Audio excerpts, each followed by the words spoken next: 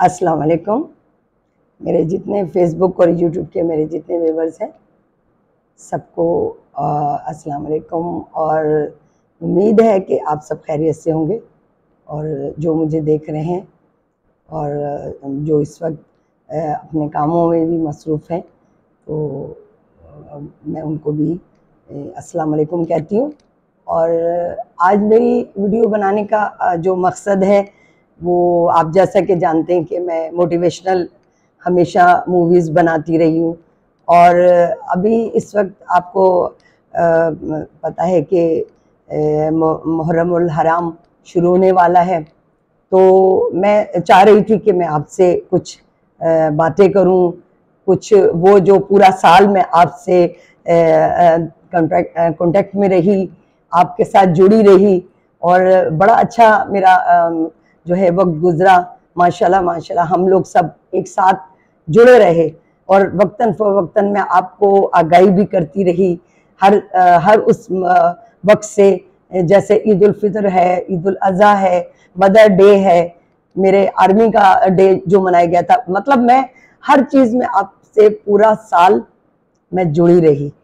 और आज मेरी वीडियो बनाने का मकसद यही था कि मैं घर पे आपसे सुकून से, आराम से मैं आपसे बातें कर सकूं, क्योंकि जब मैं पहले अपनी वीडियोस बनाया करती थी तो 6 साल पहले मेरी जो वीडियोस आपने देखी होंगी यूट्यूब पे, तो वो सब मेरी मैं इसी तरह से गुफ्तगू करती थी कि मैं एक टेबल पे बैठती थी और फिर मैं अपनी जो भी मेरी मजहबी वीडियोस थी वो मैं आप तक पहुंचाती थी।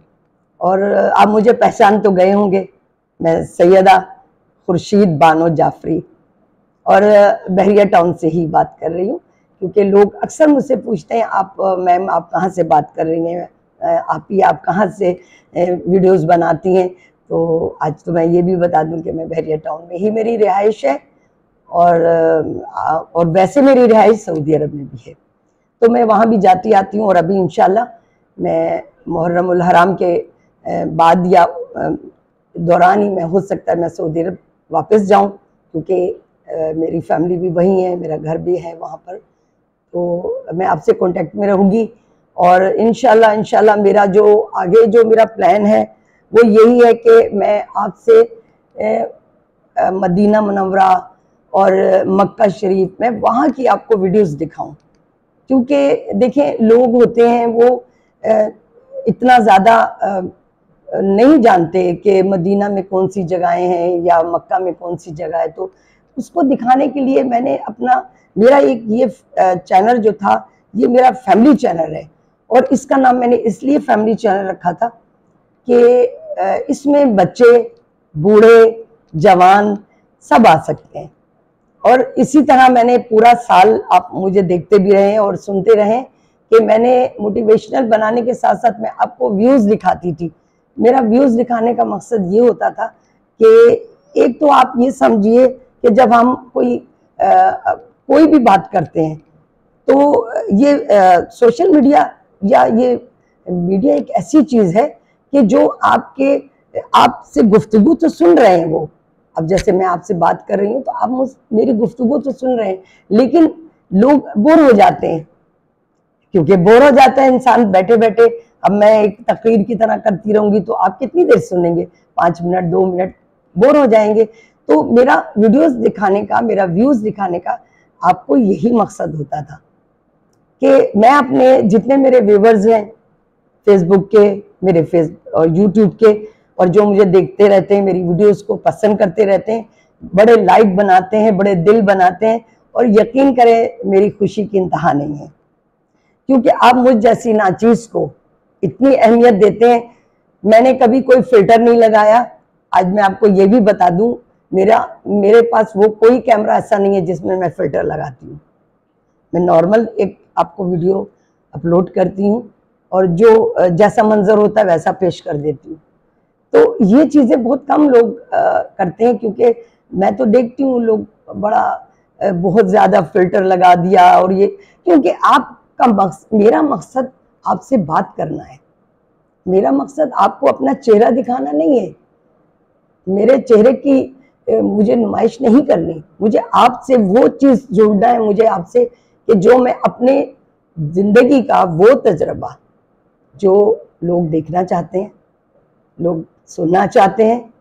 मैंने हमेशा एक बात अपनी मोटिवेशनल में कही कि मिलजुल कर रहें। देखिए ये एक चीज़ क्यों मैंने कही आपसे शुरू से, और मैं हमेशा अपनी हर मोटिवेशनल में यही कि ख़ानदानों को लेकर जुड़ के चलें, भाई भाई से मिलके चले, बहन भाई आपस में मिलके चले, ख़ानदान एक दूसरे से जुड़े रहें। अब वो वक्त नहीं है कि नफसा नफसी का दौर नहीं होना चाहिए कि वो अपनी अलग 1.5 इंच की मस्जिद बना ली, उसने अपनी बना ली, जो अमीर खानदान है वो अमीरों से मिलने लगा, जो गरीब खानदान है वो गरीबों से मिलने लगा।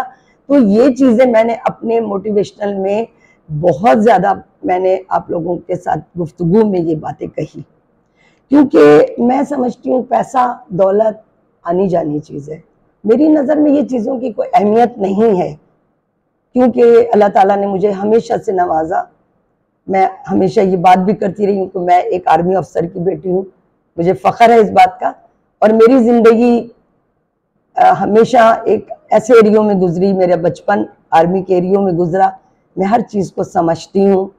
मैं अपनी एक जो कहते हैं ना घर का एक निज़ाम होता है, एक घर का जो घर के अंदर एक बैलेंस से एक माँ चलती है, एक बाप चलता है, उस चीज़ को भी मैं समझती हूँ। कम सैलरियों में भी गुजारे होते हैं, कम पैसे में भी घर को मेंटेन किया जाता है। मेरी ख़वातीन बहनें, मैं उनकी बड़ी शुक्रगुजार हूँ, मेरी बहुत ज़्यादा। और मैं उन्हें ये यकीन करें, मैं दिल की गहराइयों से उनकी शुक्रगुजार हूँ। वो बहनें जिनमें वो मेरी ख़वातीन बहनें, मेरी बेटियाँ और मेरी भाभियाँ, ये सब मुझे बहुत ज़्यादा अप्रिशिएट करती रहीं, मेरी हर वीडियो को पसंद करती रहीं। और मैं अगर कहीं तफरीह के लिए भी जाती थी और कहीं अगर मैंने कोई वीडियो लगा दी तो उसमें पीछे मैं कोई ना कोई सॉन्ग लगा के, मैं सिर्फ ये चाहती थी आप थोड़ी देर के लिए जब आप अपना वो मोबाइल खोलते हैं तो आप थोड़ा सा मुस्कुरा लें। ये मुस्कुराहट हर इंसान में नहीं होती, हर इंसान को मैसर नहीं होती। आप जिंदगी में पैसा कमाते हैं ना, बहुत दौलत कमाते हैं, लेकिन खुशियां आप पैसों से नहीं खरीद सकते। मैंने अपने चैनल का जो मेरा मकसद था वो यही था, क्योंकि उससे पहले मैं 6 साल पहले मैं अपनी वीडियोस मजहबी बनाया करती थी। मैं मरसे ख़वानी भी करती हूँ, मैं नात ख़वानी भी करती हूँ, और इसके साथ साथ मैं एक राइटर भी हूँ। और अभी भी आप मुझे देख सकते हैं, मैं जो भी बोलती हूँ वो मैं अपने ही जहन में एक पूरी कहानी बनाती हूँ।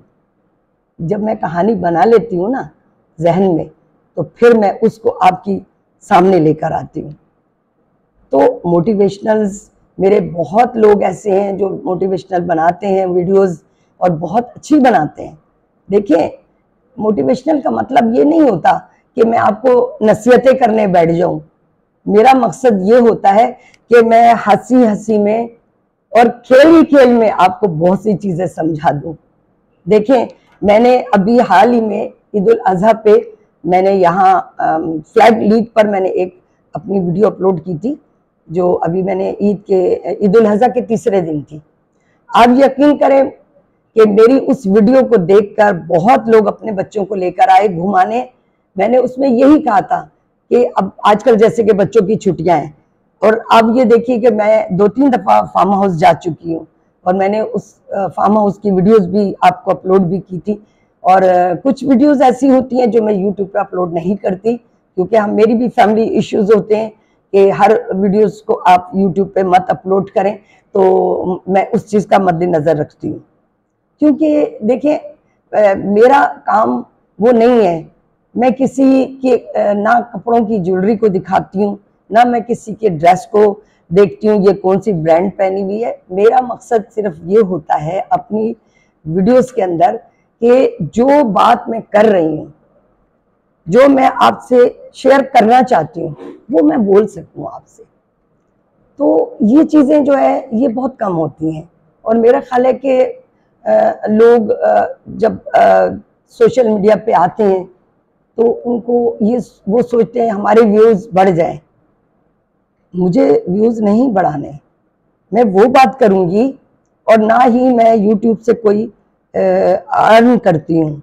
आज ये भी बता दूँ, हालांकि मेरे बहुत लाखों में लोग मेरे फॉलोवर हैं माशाल्लाह, और इस वक्त मेरे सब्सक्राइब भी बहुत ज़्यादा है माशाल्लाह, लेकिन मैं अपनी ज़िंदगी का मकसद पैसा को नहीं समझती। आज ये आपको मैं इस बात से इसलिए आगाह कर रही हूँ कि मुझे पैसे की कोई मुझे लालच नहीं है। मेरी सिर्फ एक मोटिवेशनल बनाने का मकसद सिर्फ ये होता था, और ये होता है कि मैं उन आम लोगों की बात करती हूँ। मैंने कभी बड़े लोगों अमीरों की बात नहीं की, मैंने अपने जैसे लोगों की बात की हमेशा। और मैं अपने ही जैसे, जो हमारे जैसे middle class, low middle class लोग हैं, जो अपने बच्चों को पढ़ा रहे हैं, जो तालीम दे रहे हैं। मैंने अभी ऐसे घराने देखे, मुझसे लोग रब्ता करते हैं कि सैयदा खुर्शीद बानो जाफरी, आप बहुत लोगों को अवेयरनेस देती हैं, और आपके बारे में बड़ा सोशल भी सुना है कि आप सोशल वर्कर भी हैं। और मैं माशाल्लाह आपको आज ये शायद मेरी ये बात आपको पता नहीं होगी, और क्योंकि ये चीज़ें ऐसी हैं जो मैं शो अप नहीं करती, तो मैं सोशल भी हूँ। मैंने बहुत से लोगों की बच्चियों की शादियाँ भी करवाई, बहुत से लोगों को मैंने सपोर्ट भी किया, और आज भी कर रही हूँ।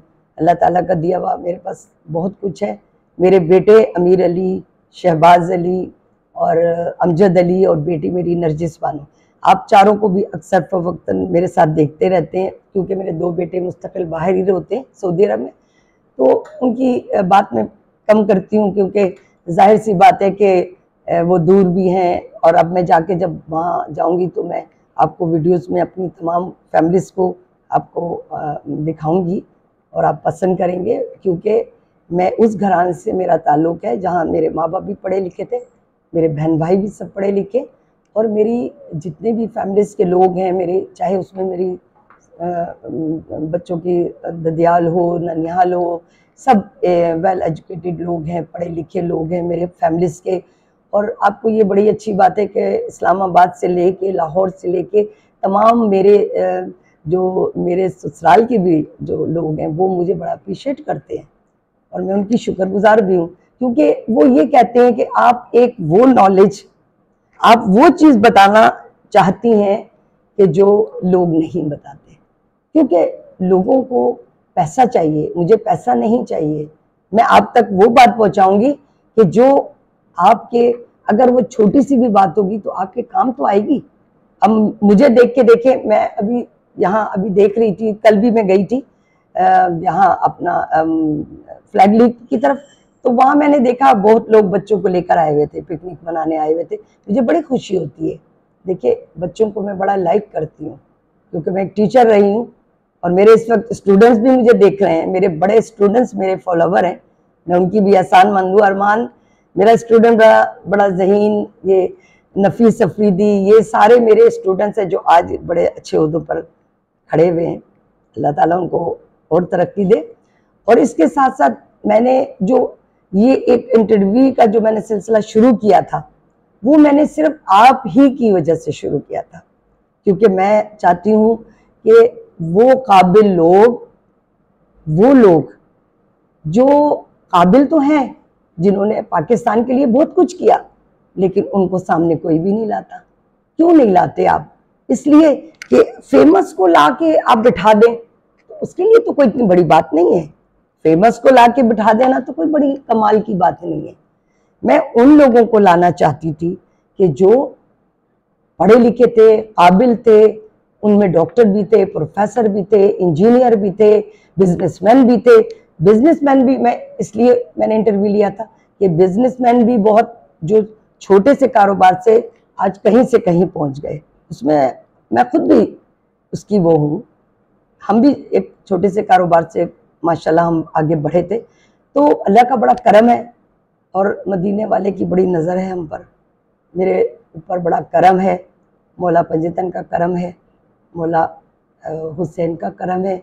और मैं आज उस चीज़ को लेकर आज अपने बच्चों को भी कहती हूँ और दूसरों के बच्चों को भी कहती हूँ, आपके बच्चे मेरे बच्चे हैं। आज के नौजवान आपकी आज की नई नस्ल, जो मेरी बच्चियां हैं, नई नस्ल की, जो नई नस्ल के मेरे बच्चे हैं जो अभी टीन ईयर्स में हैं और पढ़ रहे हैं, स्कूलों में भी पढ़ रहे हैं, कॉलेजों में पढ़ रहे हैं, यूनिवर्सिटियों में आ रहे हैं, मैं उनको सिर्फ एक मैसेज दूंगी कि आप अपनी तालीम को सिर्फ किताबों तक मत रखिए कि आपने पढ़ लिया, डॉक्टर बन गए, इंजीनियर बन गए, लेकिन आप दूसरों के लिए भी कुछ करें। अगर आप डॉक्टर हैं तो आप उन लोगों की अपने खानदान से शुरुआत कर दें, अपने खानदान से शुरुआत कर दें, आप उनको मदद करें। अगर किसी का बच्चा मेडिकल पढ़ रहा है तो आप खानदान में डॉक्टर हैं या इंजीनियर हैं तो आप उनकी हेल्प करें, अपनी किताबें दें उनको, ताकि वो बच्चे भी आगे बढ़ें जिनके पास वसाइल नहीं है। ये बड़े गौर तलब बात है और ये बात आम बात है, लेकिन बताएगा कोई नहीं आपको, कोई नहीं करता। बाहर मुल्कों में लोग चले जाते हैं, अमेरिका चले जाते हैं, कनाडा चले जाते हैं और लंदन चले जाते हैं, जर्मनी चले जाते हैं, लेकिन कभी किसी रिश्तेदार को वहां नहीं बुलाते। क्यों? इसलिए नहीं बुलाते कि अगर वो आपको बुलाएंगे तो आप तो उनकी टक्कर पे खड़े हो जाएंगे। ये बड़ी तल्ख बात है, बहुत तल्ख बात है, शायद अच्छी भी ना लगे किसी को, लेकिन नहीं, हम मुसलमान बहन भाई हैं, हमें एक दूसरे की मदद करनी चाहिए, हमें एक दूसरे के बच्चों की को आगे बढ़ाना चाहिए, उनकी हौसला अफजाई करनी चाहिए। मैंने हमेशा बच्चों की हौसला अफजाई की और यही वजह है कि आज मैं अपने बच्चों के साथ एक खुशहाल जिंदगी बसर कर रही हूँ।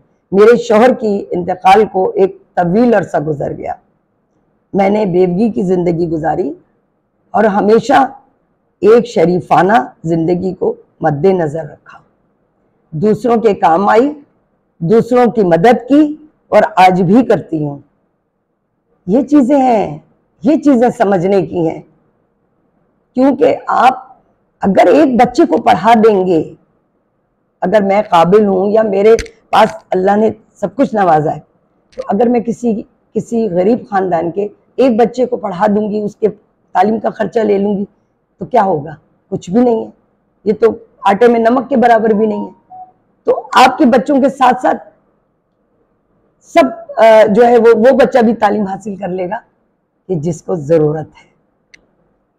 तो कहने का मकसद मेरा ये था कि आज की वीडियो बनाने का मेरा मकसद यही था कि मैं वो चंद बातें आपसे शेयर करूं कि जो आपको मैं मोटिवेशनल में मैं करती तो रही हूं, लेकिन चूंकि अक्सर ऐसा होता था कि कभी मैं किसी गार्डन में बना रही हूँ, कभी मैं किसी टीले पे बना रही हूँ, तो कभी हवा है, कभी शोर है, कभी आवाज़ समझ में नहीं आ रही। तो आज मेरा मकसद यही था कि मैं घर पे बैठकर अपना आपके साथ कुछ चीज़ें शेयर करूँ।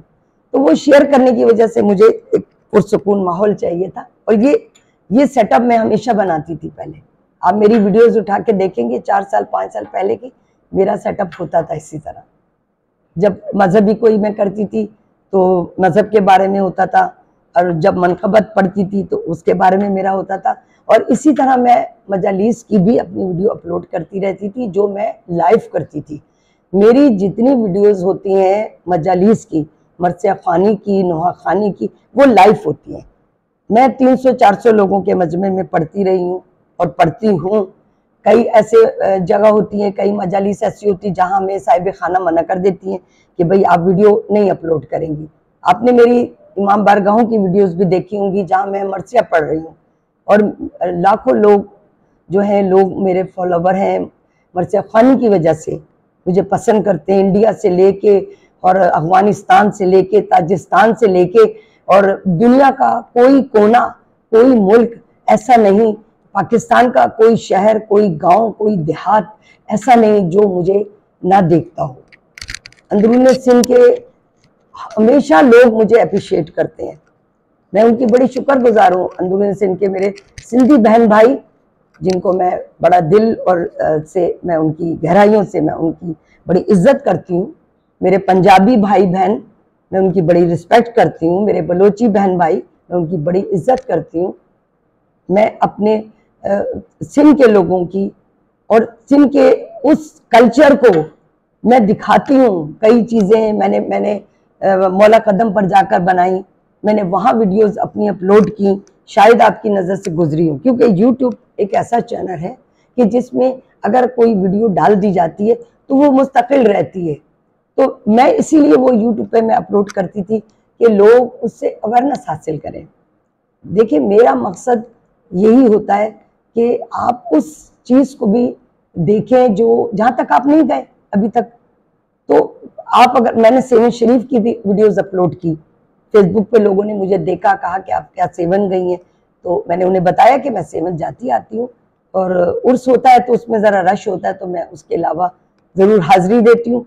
मैं शाहबाज कलंदर पे हाज़िरी देती हूँ, मैं अब्दुल्ला शाह गाजी पे हाज़िरी देती हूँ, मैं मौला कदम पे हाज़िरी देती हूँ, क्योंकि मेरा मज़हब एक ऐसा है कि जो मुझे हर चीज़ की इजाज़त देता है। मैं लाहौर जब जाती हूँ तो मैं दाता दरबार की भी ज़ियारत करती हूँ, और मैं बीबी पाक दामद पे भी जाती हूँ। तो मेरा ये उसूल है, मैं किसी मज़हब के बारे में कभी कोई गलत कमेंट्स नहीं करती, क्योंकि मैं मोटिवेशनल हूँ, मेरा सबसे दोस्ताना है, हमें रखना चाहिए। हमें सुन्नी बहन भाई, शिया बहन भाई, अपने अहले हदीस बहन भाई और जो दूसरे गैर मज़हब के लोग हैं, हमें सबके साथ लेके चलना चाहिए। हमारा यही मकसद है। इंसानियत आपको मज़हब नहीं देखती, इंसानियत देखती है। हमेशा याद रखिएगा, जो इंसानियत पर चलते हैं उनके लिए कोई मुसलमान, हिंदू, ईसाई कोई नहीं होता। हमेशा सबकी इज्जत करें, हर मजहब का एहतराम करें, ये हमें लाजिम है। देखिए, अभी हाल ही में आपने देखा, माशाल्लाह माशाल्लाह, खाना काबा में आपने देखा जब कि लोग हज कर रहे हैं। हज में मर्द, औरत, बच्चे, बूढ़े, जवान सब एक से होते हैं, कोई बड़ा कोई छोटा नहीं होता। कभी आपने देखा कि ये अमीर है तो ये आगे उम्रा करेगा, ये खाना काबा, ये हजर अस्वद को बोसा देगा? नहीं। आप सब दे सकते हैं, सब हजर अस्वद को बोसा दे सकते हैं। आप वहाँ तक जाएंगे तो बोसा भी देंगे। अल्लाह ताला आपको ज़ियारत कराए, अल्लाह ताला आपको हज की ज़ियारत नसीब करे, आपको ज़ियारत मौला हुसैन नसीब करे, मौला अब्बास की ज़ियारत नसीब करे, आप करबला जाएं और ईरान जाएं। अल्लाह ताला ईरान पर अपना करम करे, उसे इस हालत जंग में, इस वक्त हालत जंग में है ईरान, तो अल्लाह ताला उनकी इस जंग को जल्द से जल्द उन्हें फतह नसीब हो। जिस तरह पाकिस्तान में अभी हाल ही में आपने देखा कि एक जंग हुई, लेकिन फतह पाकिस्तान को हुई, सीज फायर हुआ और जंग ख़त्म हो गई। तो जंग ख़त्म हुई तो हाजी तमाम अपने मक्का शरीफ और मदीना शरीफ पहुंच गए। देखिए, ये बहुत बड़ी बात है। अगर जंग जारी रहती तो आप ना हज कर सकते, ना ज़ियारत रसूल कर सकते।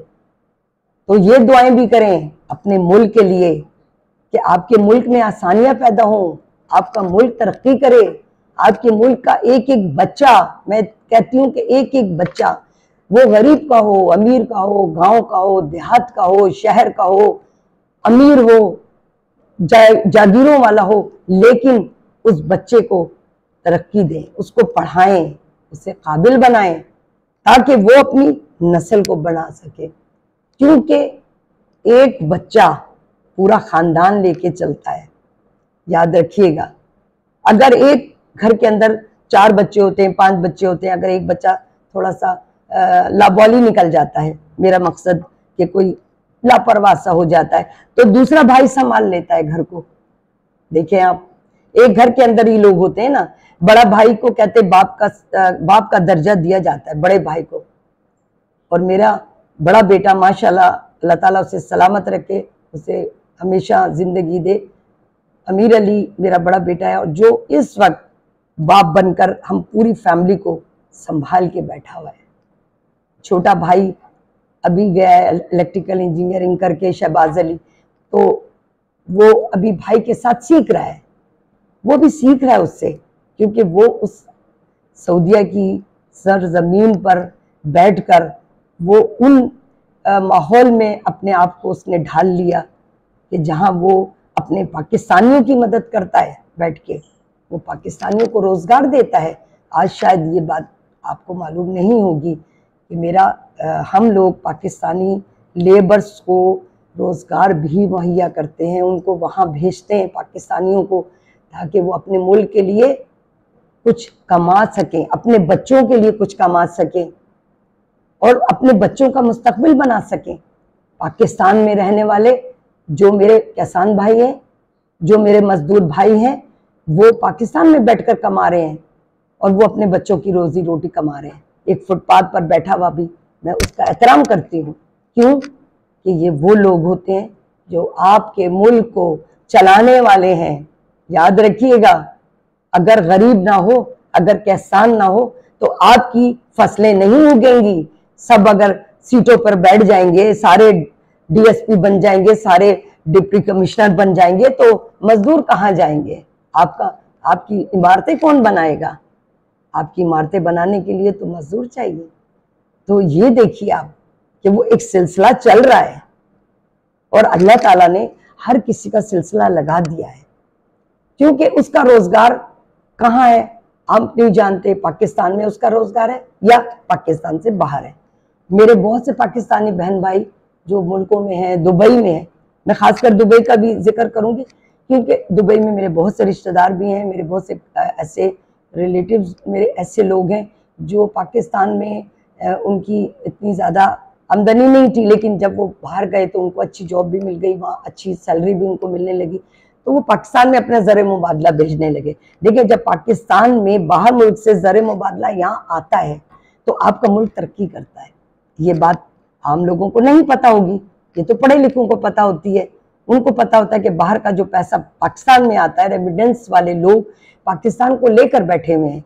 अगर हम पाकिस्तान में बाहर के लोग पैसा ना भेजें तो पाकिस्तान में भी जो है तरक्की ना हो। तो तरक्की का यही राज है कि हर इंसान की एक ड्यूटी लगी हुई, उस ड्यूटी को देना आपने किसी से तासुब नहीं करना। आप अपने खानदान में एक अगर इंसान, एक बंदा घर का, एक छोटी सी मिसाल दूंगी, एक घर का एक बच्चा, एक बेटा अगर बाहर मुल्क में चला जाता है तो आपकी कोशिश होनी चाहिए कि खानदान में अगर कोई ऐसा बच्चा जो पढ़ने का शौकीन है, बाहर जाने का भी शौकीन है, लेकिन उसके पास वसाइल नहीं है, तो आप उसे वसाइल दें। ये चीजें हैं, ये समझने की बात है। पैसा, रोशनी सबको अच्छी लगती है, गाड़ी अच्छी गाड़ी सबको अच्छी लगती है, लेकिन बच्चों के जहनों में अच्छी गाड़ियां ना बनाएं। उनको ये ना कहे कि तुम लैंड क्रूजर में ही बैठोगे तो तुम्हारी इज्जत होगी। नहीं, स्टूडेंट्स, जब तक स्टूडेंट्स है वो बसों में भी सफर करेगा, उसको बसों में बैठना सिखाइए। क्यों? उसे पता चले दुनिया में किस तरह से आगे बढ़ा जाता है। हमने खुद बचपन में बसों में भी सफर किया है, कॉलेजों के दौर में भी मैंने सफर किया है। हम सारी लड़कियां भर भर के हम कॉलेजों की बसों में भी हम गए, हम आम बसों में भी गए। आज अल्लाह ने सब कुछ नवाजा है, तो इसका मतलब ये नहीं कि आप उस चीज को भूल जाएं। सोने का चमचा लेकर पैदा होना कोई बड़ी बात नहीं है। हम आम आवाम हैं, हम आम लोग हैं, हमें आगे बढ़ना है, हमें अपने बच्चों को आगे बढ़ाना है। अभी बच्चों की छुट्टियां हैं तो हमारे माँ बाप का फर्ज है, हमारी पेरेंट्स का, कि उन्हें एक्टिविटीज भी करवाएं, उन्हें पढ़ाई का भी एक ऐसा टाइम शेड्यूल बना दें कि जिसमें वो अपनी स्टडी भी करें, उन्हें मालूमाती चीजें बताएं, उन्हें मालूमाती वीडियोस दिखाएं। उन्हें ये मत बताएं कि अमेरिका में ही पढ़ना है जाके या जर्मनी में ही जाके पढ़ना है। पढ़ने वाला यहाँ भी पढ़ेगा, चिराग की रोशनियों में पढ़ने वाले आज मुल्क के बहुत बड़े बड़े लोग हैं। आप हिस्ट्री पढ़ेंगे तो उसमें आप समझ जाएंगे कि इस दरख्त के नीचे जो एक वो होता था, जो एक खंबा होता था एक दौर में, हमारे अम्मी नाना दादा के दौर में, तो लोग उसके नीचे भी पढ़ते थे। तालीम उन्होंने वहां से भी हासिल की है। एक छोटे सी गांव से आज लोग बड़े बड़ी जगहों पर हैं। आपको मैं एक छोटी सी मिसाल दूं, गम्मट आपने देखा होगा, सिंध का एक गांव है जहाँ से बड़े लोग निकले हैं पढ़ के। रानीपुर एक बहुत छोटा सा विलेज है, गांव है, वहाँ से लोग निकले। खैरपुर से लोग बड़े आज नामी ग्रामी लोग हैं। ये सिंध का मैं सिर्फ बता रही हूँ। और पंजाब में भी इसी तरह से।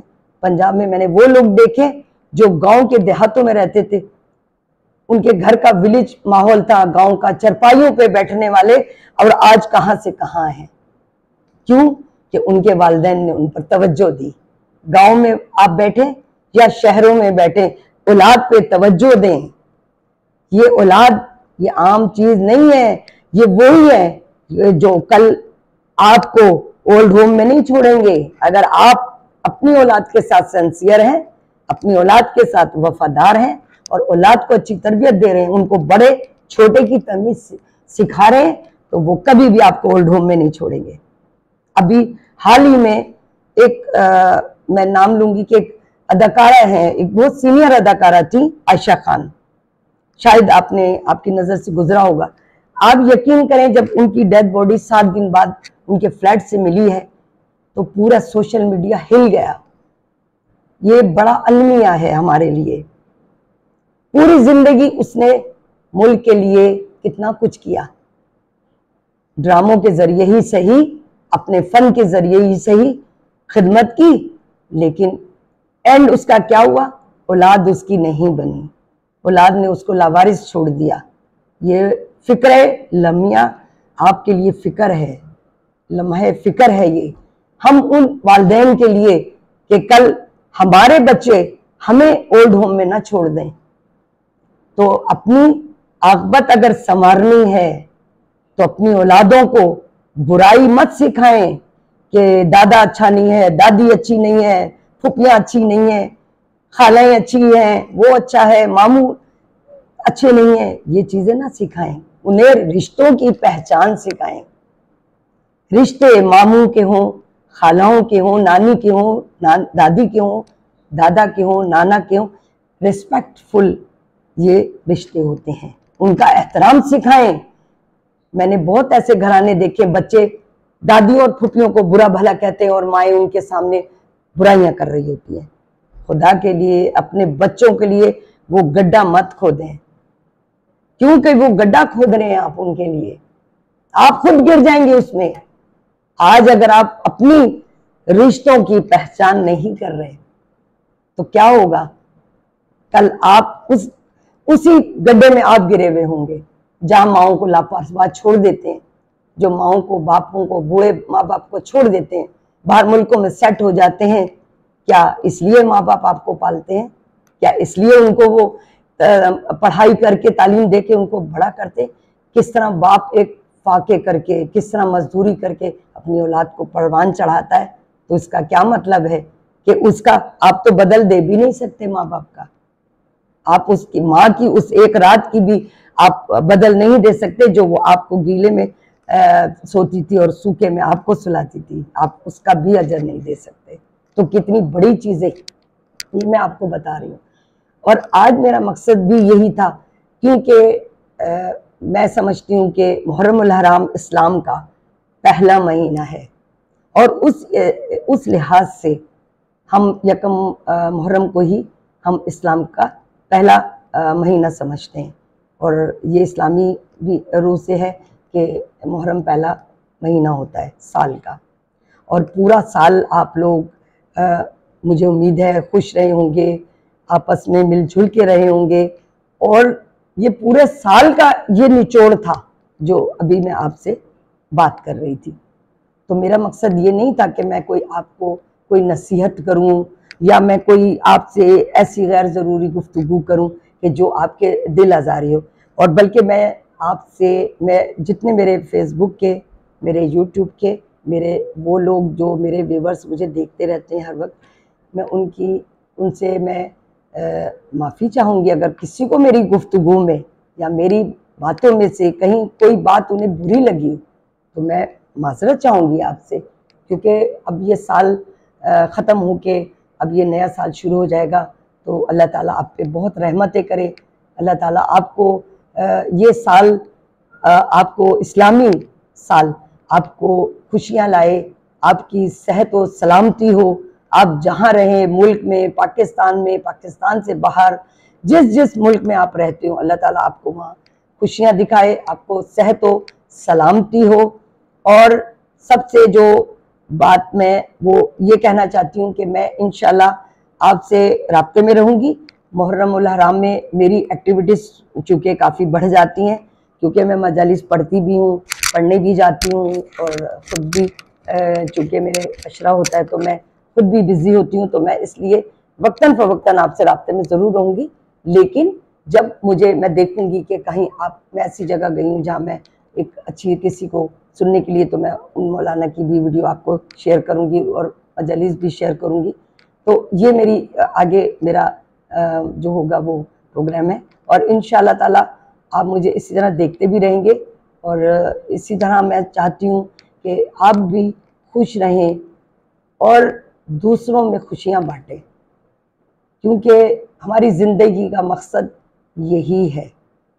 क्योंकि लोग ये नहीं समझते, लोग बस कहते हैं कि अब हम अपनी खुशियों में दूसरों को क्यों बताएं। मैंने एक चीज़ और भी नोट की है, लोग कहीं रिश्ता करते हैं, शादी करते हैं, लोग बताते नहीं हैं। ख़ानदान में सगे भाई को नहीं बताते, दीवार से दीवार जुड़ी हुई होगी नहीं बताते, क्यों? अरे नज़र लग जाएगी। देखें, नज़र नहीं लगती। ये चीज़ें जो है ना, ये तो अब आम सी हैं। अब तो सोशल मीडिया में तो आप सारी दुल्हनों की तस्वीरें डाल देते हैं, दूल्हा का भी पता चल जाता है कि ये दूल्हा है, लेकिन आप अपने बहन भाइयों को बताने में आपको बड़ा मायूब लगता है। क्यों लगता है? आप राज नहीं देना चाहते? नहीं, ऐसा ना सोचें। जब इंसान मर जाता है ना, तो उसके पीछे उसके अमाल होते हैं। याद रखिएगा एक बात मेरी, जब इंसान मर जाता है ना, तो लोग पीछे क्या कहते हैं? अरे ये बड़ा अच्छा इंसान था, इसने तो बड़ा लोगों के साथ अच्छा किया। और अगर जो गलत इंसान होता है, जो ज़िंदगी में किसी के साथ कभी अच्छा नहीं करता, बल्कि ख़ानदानों को तोड़ तोड़ के निकल जाता है आगे, उसको अच्छा नहीं कहते।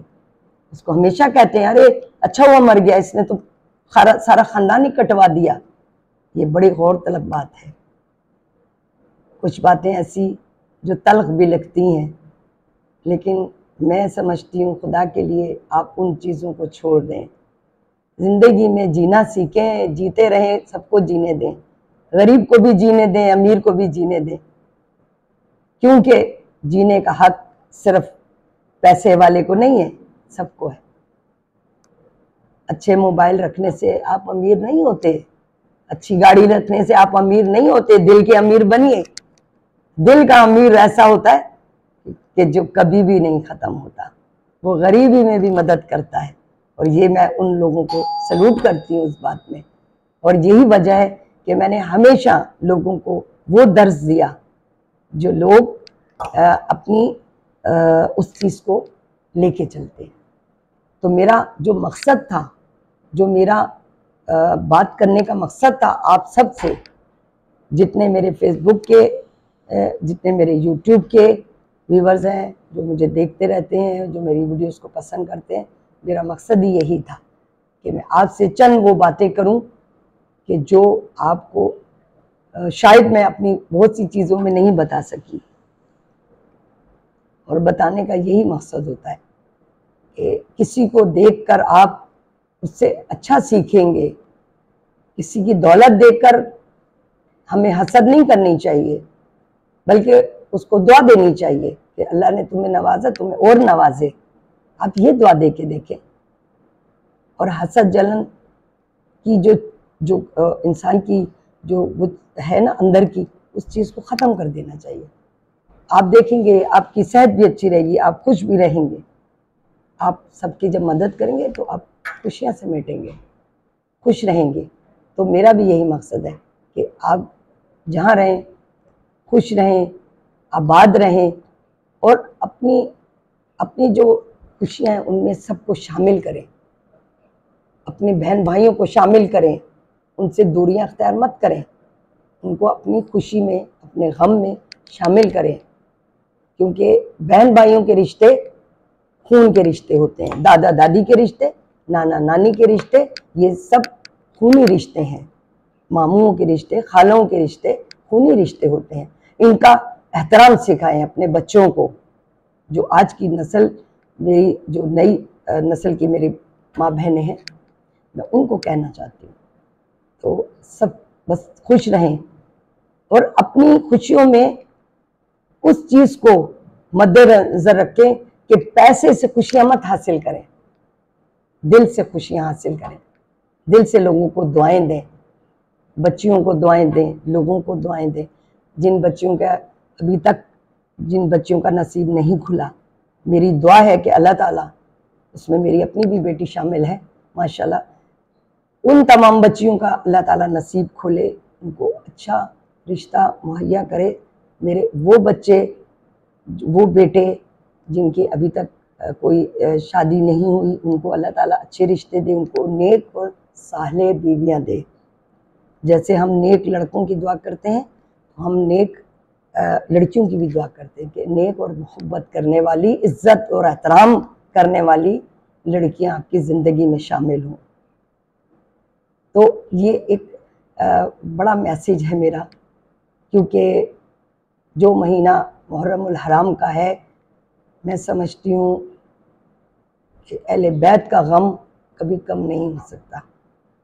उस गम को कोई भी नहीं भूल सकता। आज सैकड़ों साल हो गए, मगर हुसैन और करबला को लोग नहीं भूले।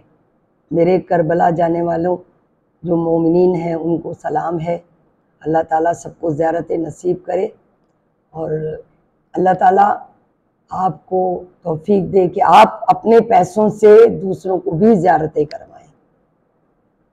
बस यही आज का मेरा मैसेज था और मैं आपसे इजाज़त लूँगी, क्योंकि मैंने बहुत टाइम लिया आपका और बहुत सी बातें ऐसी मैंने शेयर की। और ख़ासकर मैं उन लोगों का भी शुक्रिया अदा करती हूँ कि जिन लोगों ने मुझे पूरे साल मुझे इंटरव्यू दिए। उनमें बहुत से ऐसे प्रोफेसर थे, डॉक्टर थे, इंजीनियर थे, जिन्होंने मुझे इंटरव्यू दिया, मुझे इस काबिल समझा, उनकी भी शुक्रगुजार हूँ। और जो मुझे हर वक्त अप्रिशिएट करते हैं, मैं उन बहनों की, उन बच्चियों की, उन बेटियों की शुक्रगुजार हूँ, उन भाइयों की शुक्रगुजार हूँ जो मुझे लाइक करते हैं, मेरी वीडियोस को पसंद करते हैं और बड़े एहतराम से मुझे फेसबुक पे बड़ा अच्छा जवाब भी देते हैं, तो मैं उनकी भी शुक्रगुजार हूँ। इसके साथ ही मैं आपसे इजाज़त लूँगी। आप जहाँ रहें खुश रहें, आबाद रहें और मुहर्रम का चाँद सबके लिए बहुत सी वो चीज़ें जो आप पूरा साल आपके कंप्लीट नहीं हुई, अल्लाह ताला आपके दरवाज़े खोले, आपके रिस्क के दरवाज़े खोले। अल्लाह ताला आपको रिस्क अता करे, आपको सेहत कामिल अता करे। जो बीमार हैं उन्हें शफ़ा दे, उन्हें करबला, बीमारी करबला के सदक़े में उन्हें शफ़ा हासिल हो। और जो माएँ बहनें, जो माएँ इस वक्त बच्चों की तरबियत करने के लिए उनके पास वसाइल नहीं, अल्लाह ताला उनको वसाइल पैदा करे, गैब से उनका रिस्क खोल दे, उनकी रोज़ी खोल दे। तो इसके साथ ही मैं आप सबसे इजाज़त लूँगी कि आज का मेरा जो मैसेज है आपको ज़रूर पसंद आएगा और ज़रूर देखिएगा। अल्लाह हाफ़िज़।